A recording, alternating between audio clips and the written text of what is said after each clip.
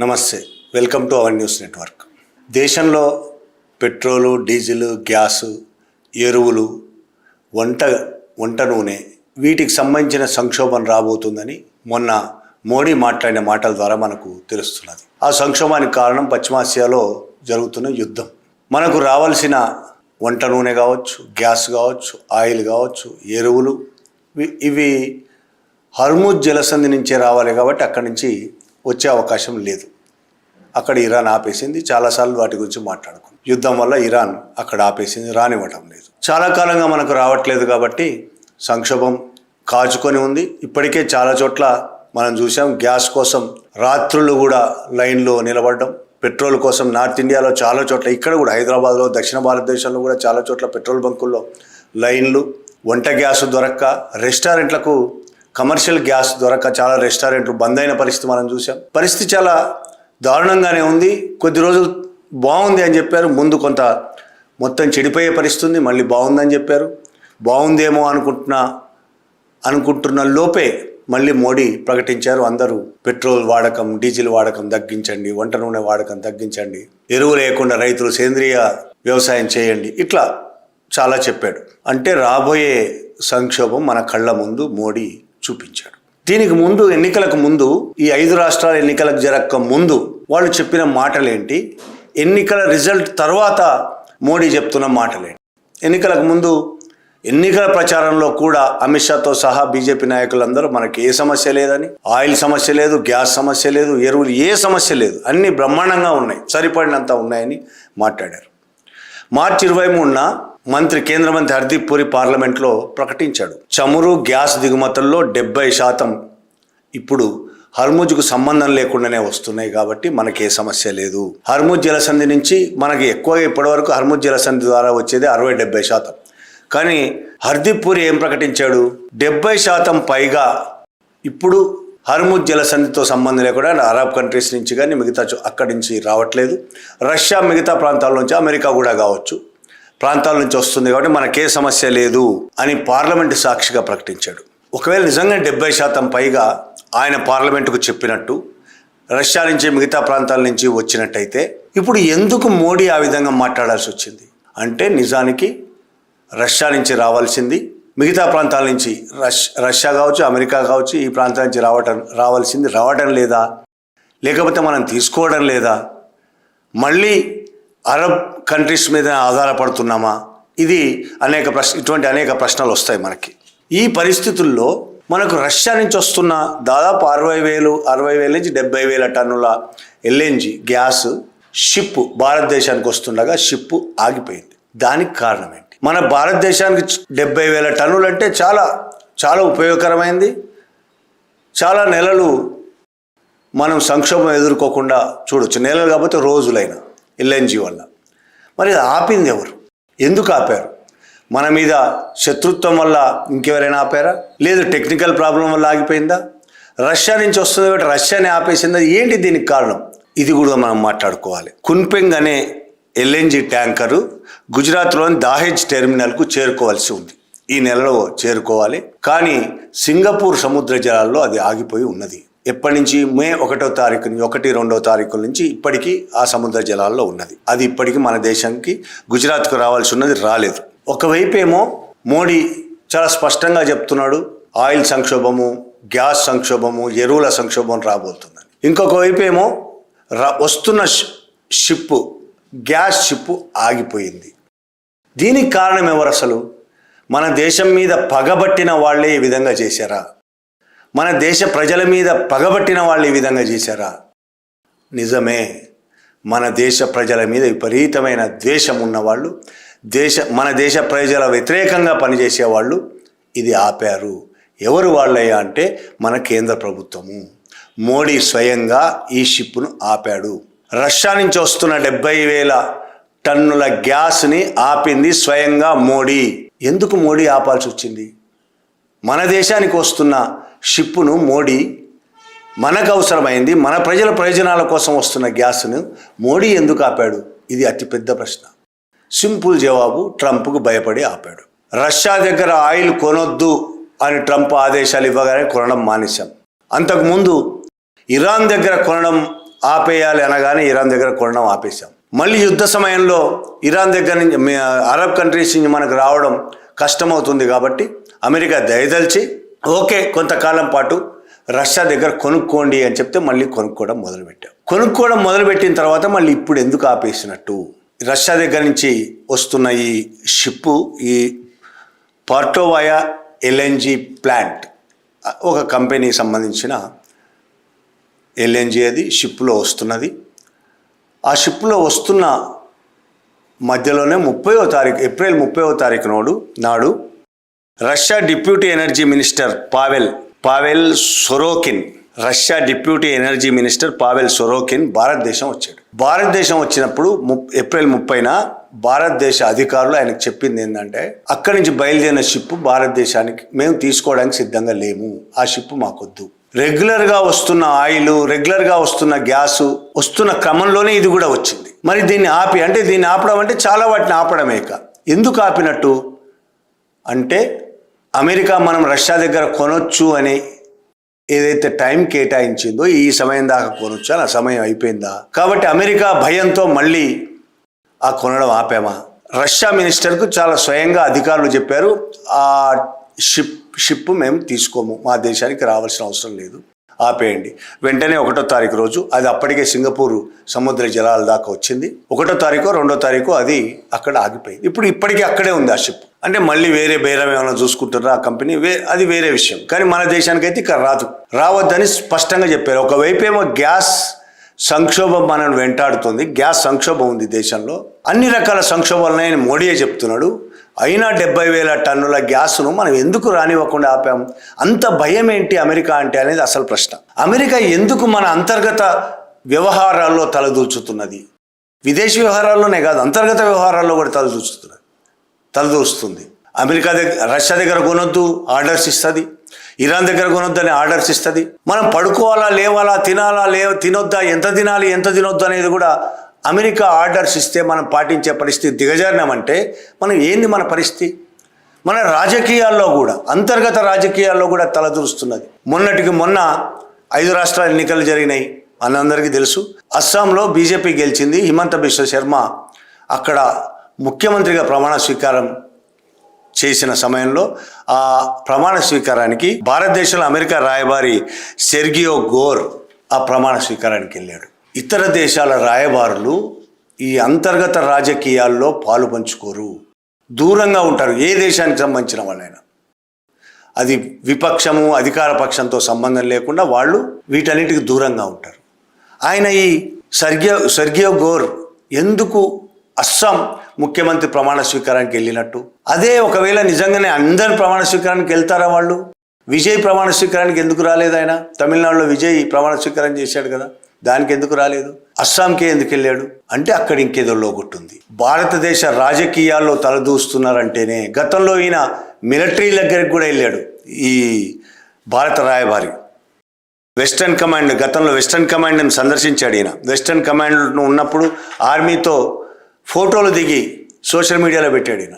మన మిలిటరీ దగ్గరికి కూడా అమెరికా రాయబారులు వెళ్తున్నారు. మిలిటరీలో ఉన్న వాళ్ళతో ఏం పంచుకుంటున్నారు, వాళ్ళ దగ్గర నుంచి ఏం తీసుకొచ్చుకుంటున్నారు అంటే మన మిలిటరీ రహస్యాలు కూడా అమెరికా చేతిలో ఉన్నాయి. ఇప్పుడు మనం అన్ని వాళ్ళ చేతిలో పెట్టేసినాం. ఒక రకంగా గతంలో చాలాసార్లు చెప్పినట్టు మన సార్వభౌమాధికారాన్ని తాకట్టు పెట్టాం అమెరికా దగ్గర. మోడీ వచ్చిన తర్వాత మోడీ పూర్తిగా భారతదేశాన్ని తీసుకెళ్లి అమెరికా కాళ్ళ దగ్గర పెట్టాడు. అన్ని దేశాలు ఇలాగే ఉన్నాయా? అన్ని దేశాలు అమెరికా అంటే ఇంత ఉచ్చబోసుకుంటున్నాయా, ఇంత వణికిపోతున్నాయా? చైనా మీద కూడా అమెరికా ఆంక్షలు పెట్టింది. ఇరాన్ దగ్గర చైనా ఆయిల్ కొంటూ ఉంటే ఆంక్షలు పెట్టింది, ఇరాన్ దగ్గర ఆయిల్ కొనొద్దు అని. ఆ ఆంక్షల్ని చైనా వ్యతిరేకించడం కాదు, ధిక్కరించింది. నువ్వెవరు నా మీద ఆంక్షలు పెట్టడానికని మాట్లాడింది, బహిరంగ ప్రకటన ఇచ్చింది. మేము కొంటాం. తన కంపెనీలకు, తన దేశంలోని కంపెనీలన్నింటికి చెప్పింది కొనండి, అమెరికా ఎన్నైనా మాట్లాడుకొని కొనండి అని చాలా ధైర్యంగా. అది కదా ధైర్యం అంటే, వెన్నెముక ఉండడం అంటే అది కదా. అంతెందుకు మన పక్కన పాకిస్తాన్, మనము ఎవరితో ఏ సంబంధాలు కొనసాగిస్తున్నాం, విదేశీ వ్యవహారాల్లో మనం చాలా గొప్పగా ఉన్నాం, విశ్వగురు అని కథలు చెప్పుకుంటున్నాం కదా. పక్కన పాకిస్తాన్కు ఇరాన్ ఆయిల్ పంపిస్తున్నది, కానీ మన షిప్పులు ఇతర షిప్పులు కూడా రావట్లేదు, హర్ముజ్ నుంచి రావాల్సినవి. ఇరాన్ ఆయిల్ కొనే ధైర్యం మనకు లేదు. ఎలాగో ఇరాన్ ఆయిల్ కొనడమే కాదు, ఇరాన్ నుంచి డైరెక్ట్గా ఇక్కడికి ఆయిల్ రావడం కోసం ఇరాన్లో మనం ఒక పోర్టు నిర్మించాలనుకున్నాం. కొన్ని వేల కోట్ల రూపాయలు ఖర్చు పెట్టినాం దానికోసం. అమెరికా బెదిరించేసరికి వేల కోట్ల రూపాయలు వదులుకొని మరి పోర్టును వదులుకొని వచ్చేసినాం. సగం దాదాపు 300 భాగం కట్టేశారు, దాన్ని వదులుకొని వచ్చేసినాం. అంత పిరికితనం మనది.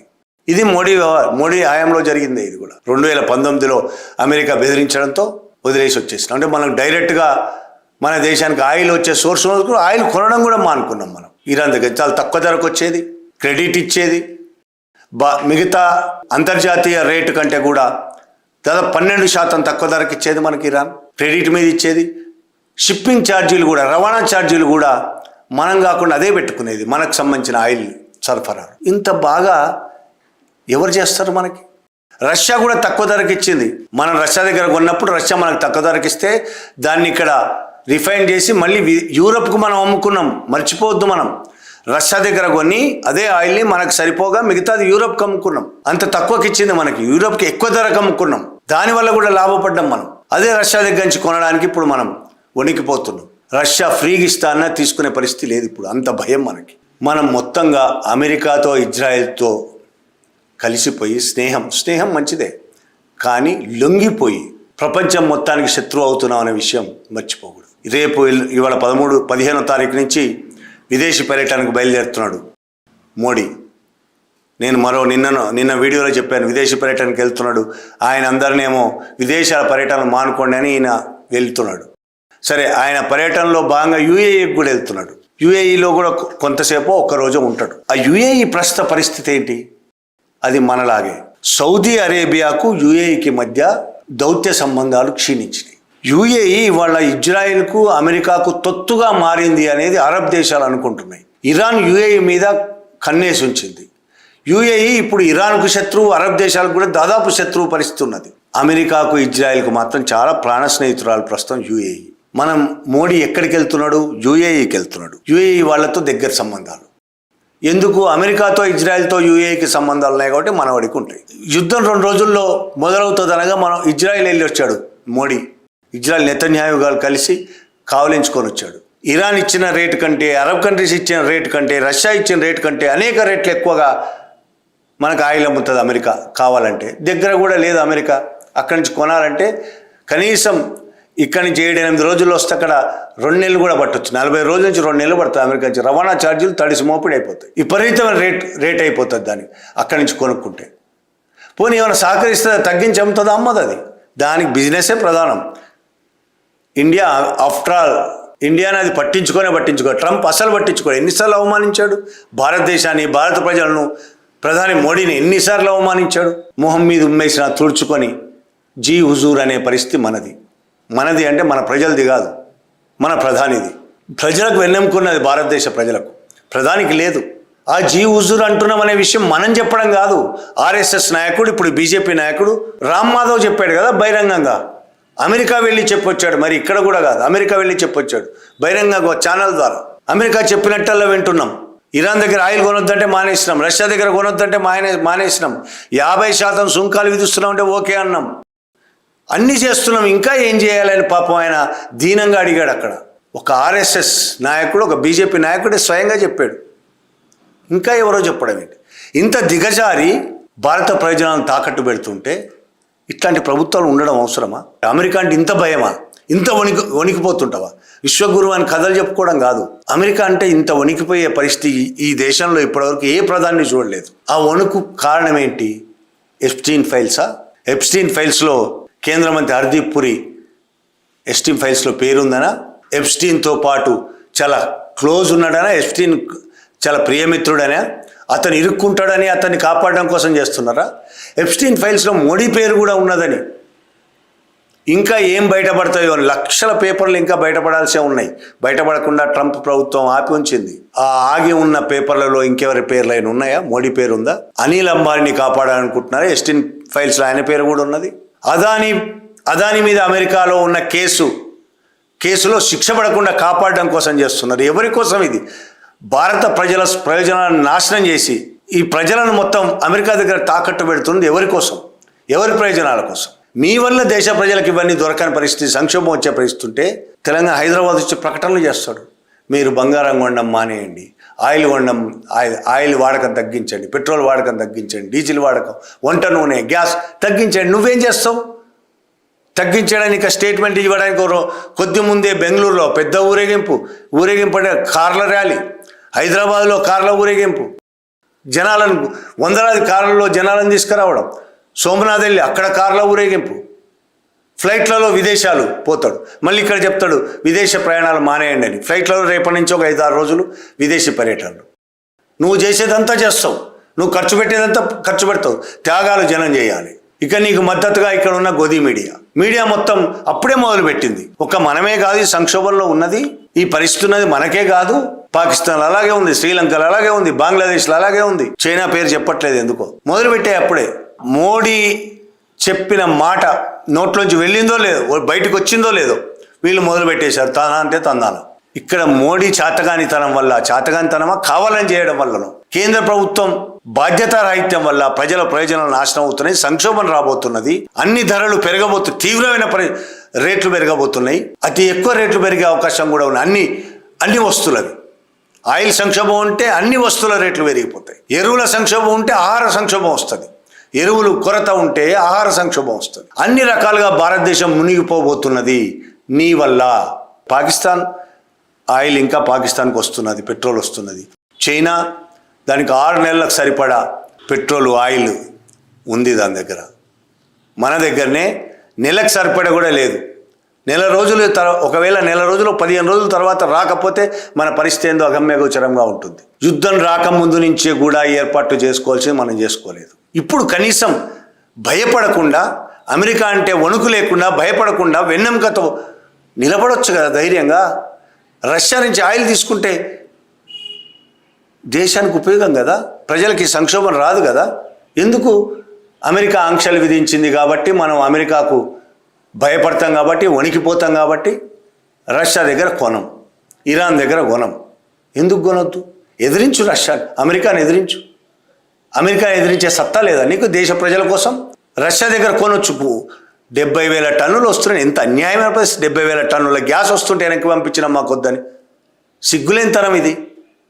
నీ సొంత ప్రయోజనాలకు ఎప్స్టీన్ ఫైల్స్, అదానిని కాపాడడం, ఇంకోటో దానికోసం భారతదేశ ప్రజలను ముంచేస్తున్నాడు మోడీ.